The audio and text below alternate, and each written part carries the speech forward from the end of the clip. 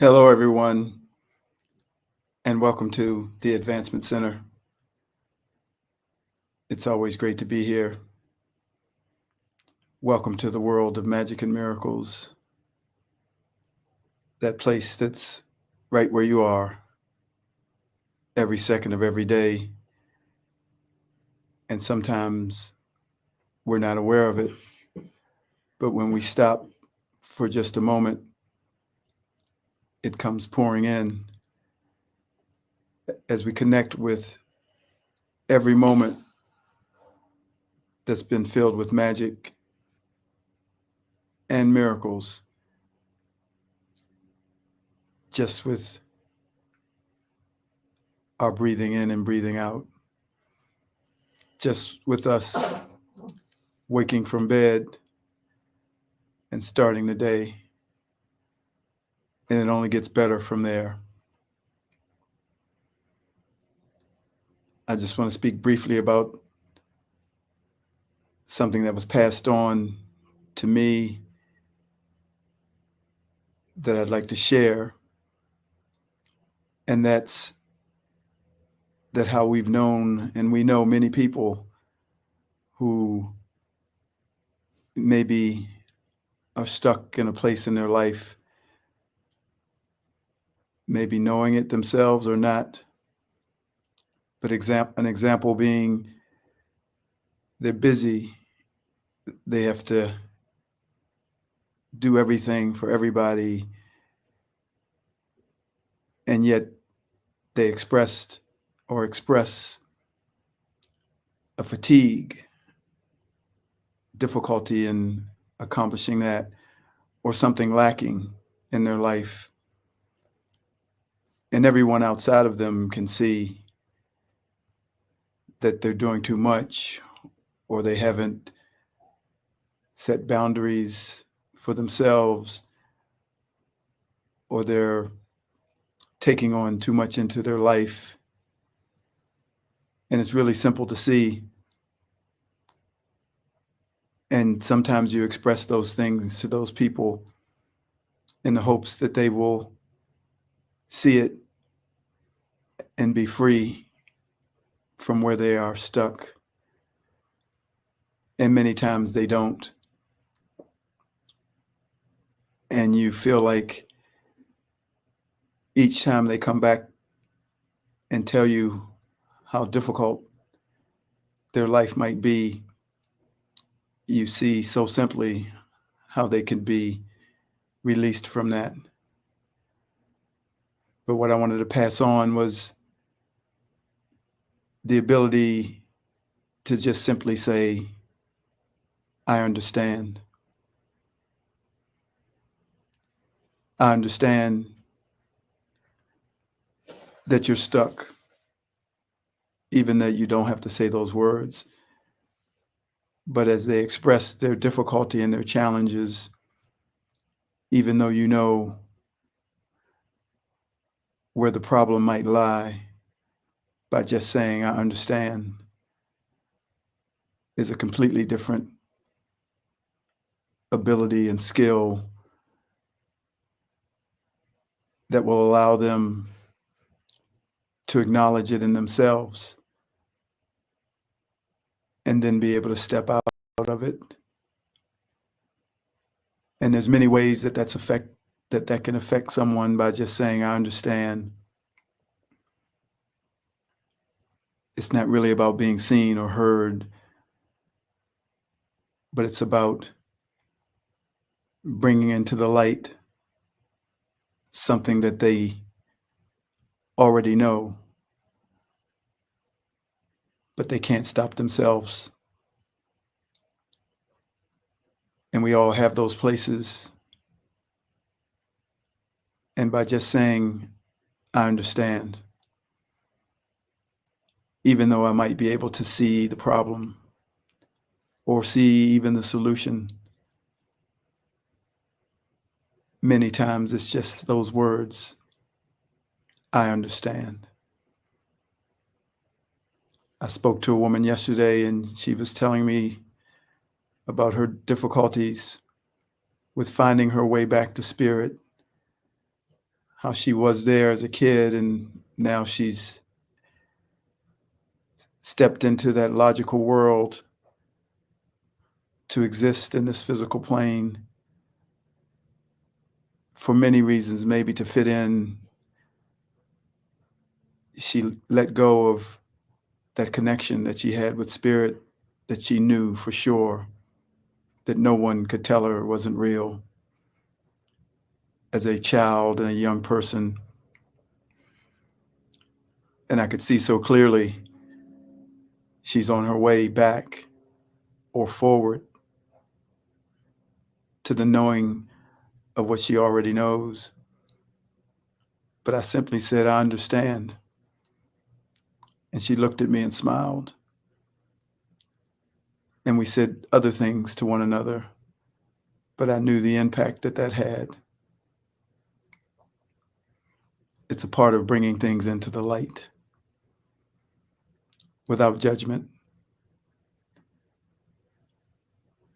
So now I'm going to share some words that I wrote. The words, the wisdom from my origin that I've been given to pass on. There are 3 writings within this title, and I'll read each writing and announce the change into the second and third writing. So the title is that everything is coming into the light. The first writing is called The Old Language. Our thoughts and thought patterns reflect our reality, the reality that we live in, and the reality that we have chosen to interact with brings with it a specific system or catalog of thoughts and thought patterns. We are then trained in those thought patterns, which are connected to and relate to our visual and audio field and world of sound. These thought patterns and thoughts are of a certain frequency that only allows you to see and hear the world that resides within the bandwidth of that frequency. Therefore, the world of the physical plane and its thoughts and thought patterns cannot see the world of spirit, which is operating in a different frequency, having its own thought patterns and thoughts. We can only be led from the physical to the spiritual frequency by our creator or our guides or that aspect of us that is in the outer reaches of the universe. Where we live and where we spend most of our time is related to the choice that we have made, even if it will be discovered at some point that it was a subconscious choice. This is why that without the assistance from some form of the support that is constantly looking after us, we are not able to see the angels that are standing right in front of us, and that we cannot see the being that resides inside this human form, one who has all the qualities and abilities of their creator. Those thought patterns and thoughts that go along with the physical world are like a language unto itself. It's not language as we might think of it, like English, Latin, Spanish, or any other name language. It is the language beneath the words. It is the language of your thoughts and thought patterns. And every human that has chosen the physical plane as its place of existence speaks this language. The words that are chosen to communicate this, what I am calling the old language, are just words.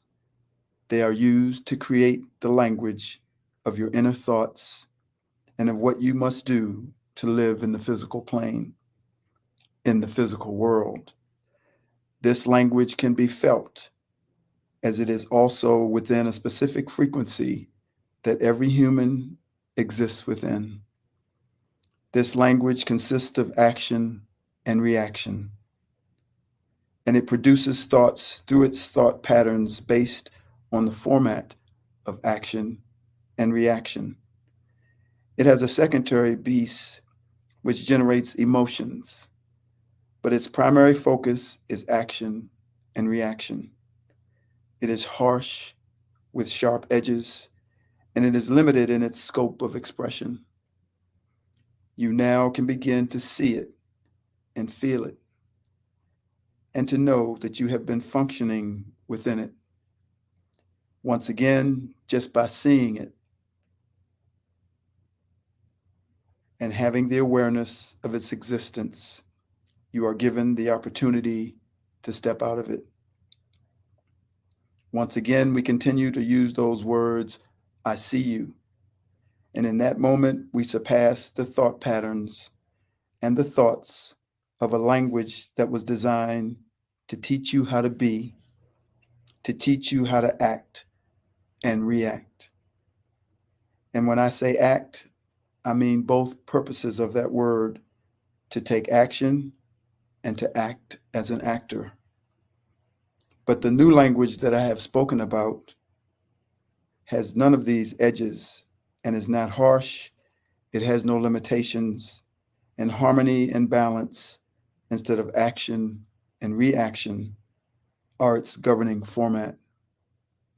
It produces a feeling of freedom that is generated from a depth of understanding that comes from a perspective and a view that is far outside of this physical dimension, and its frequency and vibration are related to the world of spirit.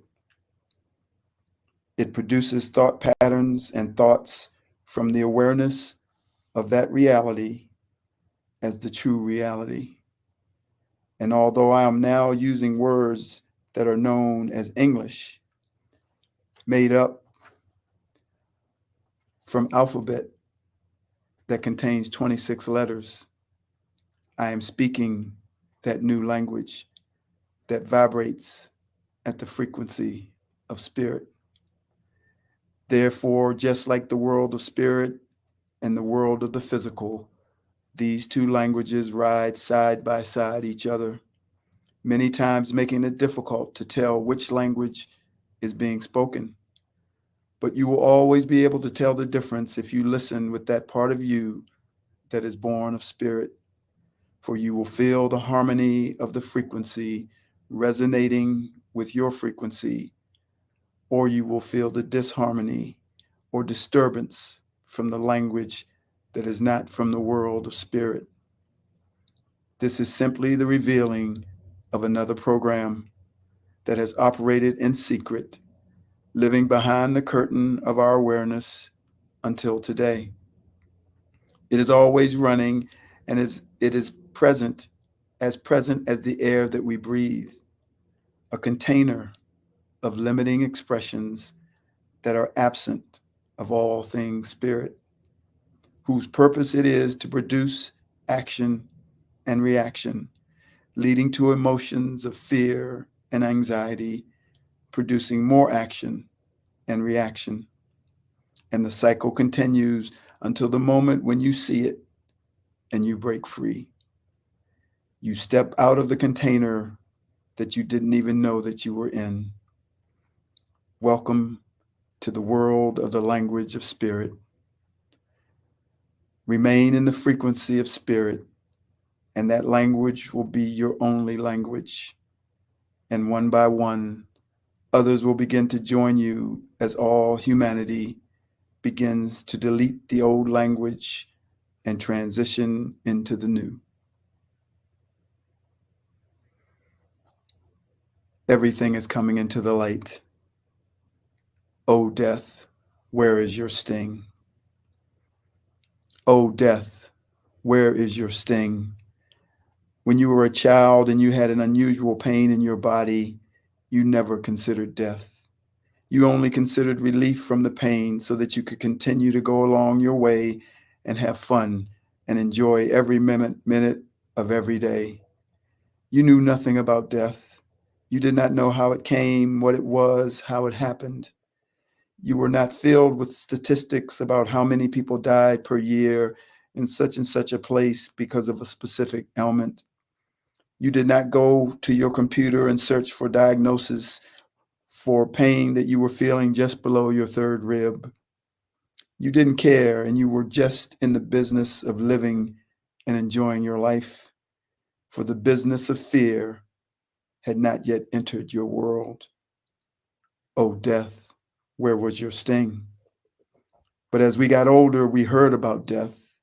Some of us even experienced it within our families, yet we still did not understand it, and we still had no reference that made it relate to us in our life of being a kid and having fun. Death was something for the grown-ups, like having a girlfriend or a boyfriend or being married or having a baby. We must begin to see that death is just a program. It's constantly updated and downloaded into all life that exists in the physical world. The programs that have been delivered into the human entity over the millions of years of its existence have been designed to solely speak to the you that is connected to your body, that you that is acting as the primary aspect of the divine, eternal, infinite you.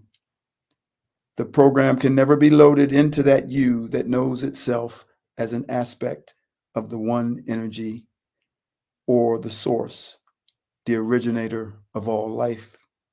To that one, death has no sting, for that one, like its creator, was never born and can never die.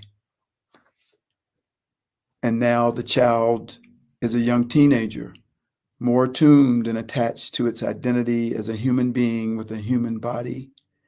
And the sting of death begins to be felt as the program finds a place to be loaded, because the divine, eternal, infinite one has forgotten who they are and only see themselves in the one aspect that exists in a physical plane called a human being. Instead of a divine spirit having a human experience, we begin to become a human being trying to have a spiritual experience. And the program of death and the greater program associated with it, which is fear, loads itself into our being. At the receiving of this program, all information suddenly becomes available to us. All the channels of data and statistics about death now come to the foreground of our mind because we identify with ourselves as this body. And we begin to fear that one day we won't be able to play anymore. For the program begins its instructions of teaching us how age affects the body, what we eat affects the body, that how we sleep affects the body, what we smoke, what we drink, and on to infinity. Fear is now the king. O death, we see your sting. We feel it in our bones. We feel it coming. We feel it approaching, coming from the left, from the right, from the front, from the rear, from above and from below. And although we have moments that are of that childlike feeling that comes from the remembrance of ourselves as more than this body, they are just that, moments sprinkled like a sunflower poking its head through a field of snow. For each passing day, that field of snow, that fear, becomes an avalanche. It becomes a thread that runs through every part of our life, every part of our day, and it is ever embedded in our thoughts. Yet, it is invisible. It is not something you can hold on to and put in the trash or put in a room and blow it up or take an axe to and chop into a million pieces.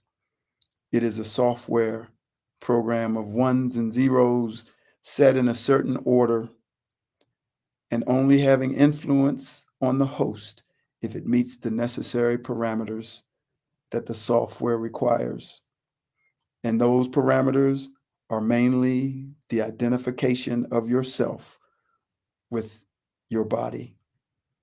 As you get older, your identification with the body grows, and the material and physical possessions that help define that identity take on more and more importance in your life, thus making the fear of death even greater.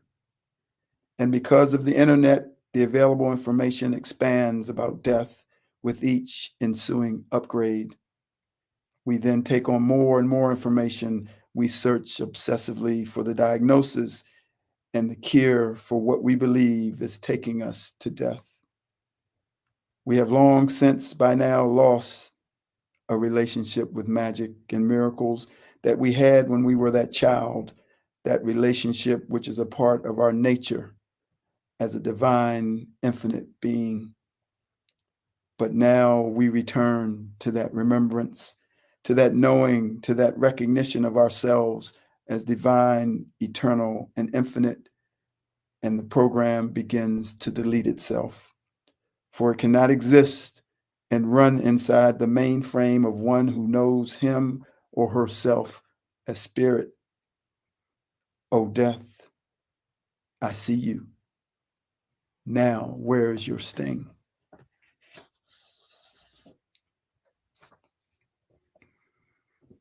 Everything is coming into the light, the lifting of the veil. If you are still criticizing and comparing through a hierarchical lens, using expectations or fighting or going to war in the anger of self-righteousness, you are still inside the system. You are still a part of the system fighting another part of the system. And the system is not affected or changed from a part of itself fighting with another part of itself. Instead, it encourages that energy. For like politics, nothing ever gets done. There's just fighting, and the system loves that. It takes great self-awareness and even greater self-control to see a wrong committed and not react, to see a crime committed and not want to kill the criminal, to hear a lie and not want to let them get away with it by telling them the truth, to know that something is wrong and not get in a fight about what you know is right. When we enter into this path, we have entered into the world of self-righteousness and hierarchy, and we have lost all sense of self-awareness and self-control. We have been fooled into seeing ourselves as separate from the other. And in that moment, we are blind to our own hypocrisy. It is only from outside of the system that you can bring change to the system. And it is only from outside the system that you can see the system. For no matter how bad it may seem, it is still a part of the whole. A part that has a purpose that may be related to something that must change in an hour or a day or 1,000 years. It's just like us. We have parts of us that are not in alignment with peace, harmony, and love, yet they are still a part of us. And we should not want to kill those parts, but instead we need to understand them and allow them to change through the power of our grace. It is no different from the excessive heat on the planet that one might be experiencing, or the excessive cold, or too much rain, or not enough rain. All these things are a part of the whole. All these things have a purpose. And if you are standing outside of the system, the purpose will be made clear to you, for you will be looking from the vantage point of the Creator. From inside the system, where you fight against the things that seem to be against you, you are looking at those things from the vantage point of the one who has forgotten that they are one with the Creator, who is allowing it all to exist.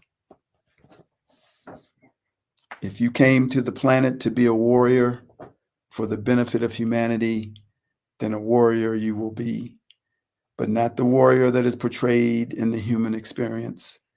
When you thrust the knife into the one that you consider the enemy, you must be pure at heart, pure in spirit, and able to understand all the ramifications of that one act.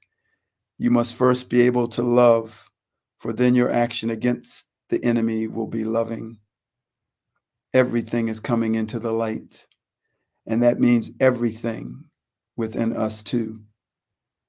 If disclosure is what you seek, then disclosure is what you will have. But you must be prepared for that same disclosure to be brought out of you. Yes, those that seek to control and manipulate have been hiding in the dark, and so too have we.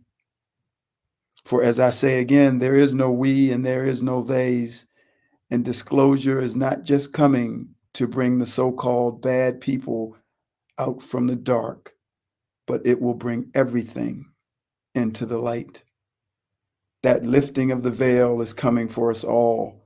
That proverbial knock at the door is for everyone. Are you ready for all your thoughts and all your deeds and all your actions that you've done throughout your whole life to be displayed before the world? Are you better or worse than the so-called bad people? Have you not done things that you are ashamed of? It seems to all be relative. What's worse and what is less worse, as if some standard was created to measure and grade the acceptability of their shit versus my shit. It doesn't take disclosure of the so-called bad people to change the world. The disclosure of each person is what will change the world. As long as you think there is a they and a you will not change anything. For there will always be a they and a you, even in the world that appears to be perfect. So yes, disclosure is coming for us all, for everything is coming into the light. All will be taken to the nakedness of our being. We will step into our divinity and our compassion will blossom. Our empathy will bloom and our love for every piece of life will flourish and grow as we see ourselves in everything and in everyone. We are now, each one of us, entering into the purifying fire so that all the bullshit can burn off like the dross from the gold. A place where every agenda and every connection to the system is turned into ashes and thrown into the garbage bin. And then we will walk out of that fire brand new and truly able to assist others, for the playing field will be made level once again. We are seen and we are known, and all are a part of the source. Let every mountain be flattened and every valley be raised. I can see you, and you are on your way to heaven on earth, inside of you and outside of you. Cheers to us all.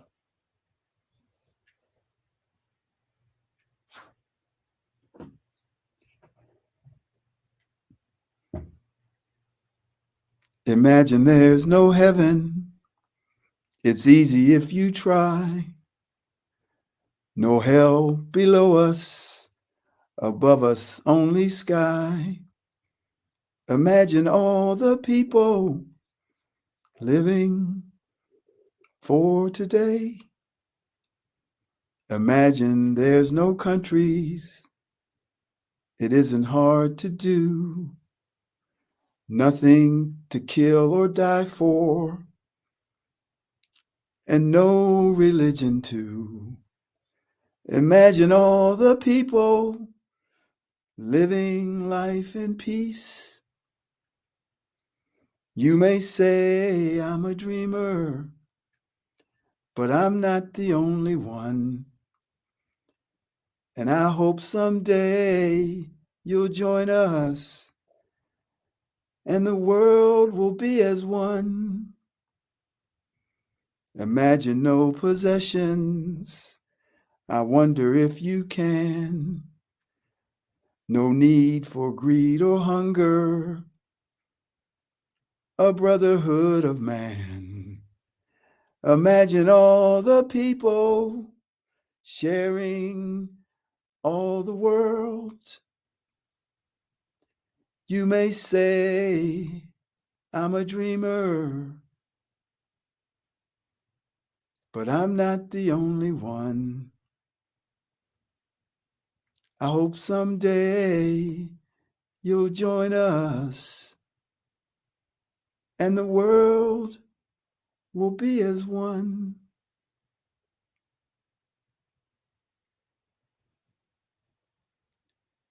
If you find yourself stuck in a pattern that's been difficult for you, I understand. And when you're ready, you'll find the place where you left for yourself a perfect life with perfect health and a magic future waiting for you. Cheers, everyone. Thank you for joining me and thank you for listening. I am David.